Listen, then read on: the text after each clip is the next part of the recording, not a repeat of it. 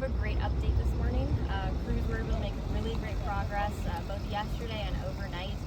The fire is now considered 23% contained, up from 12% at our last update.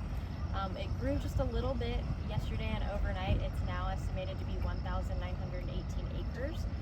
That is pretty natural growth as we're just working to get those containment lines around it, nothing that we're necessarily worried about.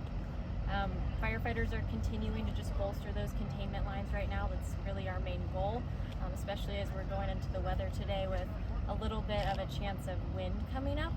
We're aware of that, making that into our operational plans as far as what we're going to be looking at.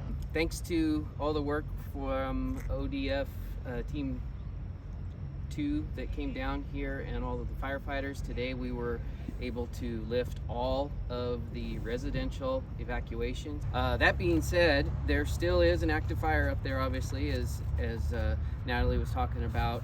We will be maintaining road closures in the state forest that's up there. So I just have a quick list of what those are. The 1000 road will remain closed. The 1400 road will remain closed.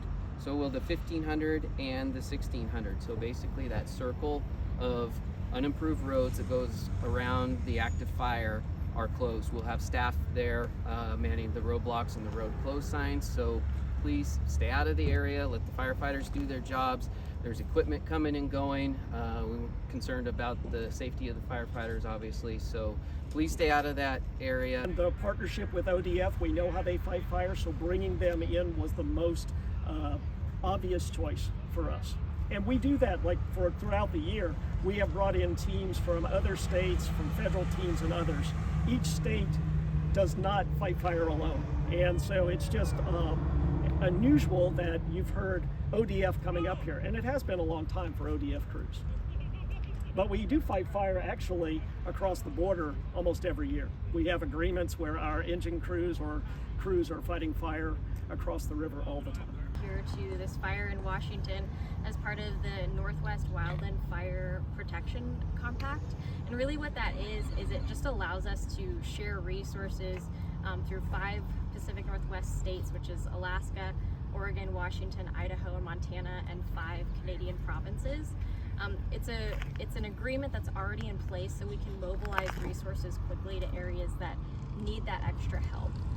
This team was brought in to really just support the local resources that had already been battling this fire and help alleviate that pressure for them, because they still have their normal day-to-day operations that they need to be able to do, and we are able to bring in those extra resources to support them in that effort.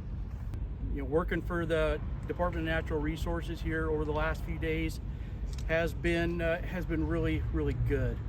The fact that we're north of the Columbia River, that's the only real difference in what we're up to.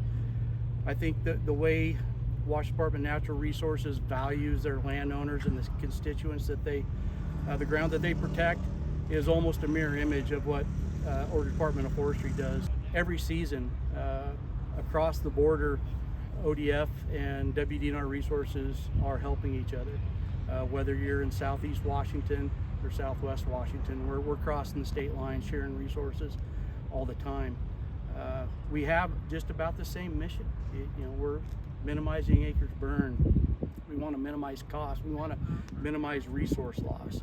We want to minimize the impact of these fires to the general public. We understand smoke is a nuisance. I don't like breathing smoke any more than the next person. So we put these fires out as quick as we can. We get people back in their homes, get back to their daily lives and breathing clean air.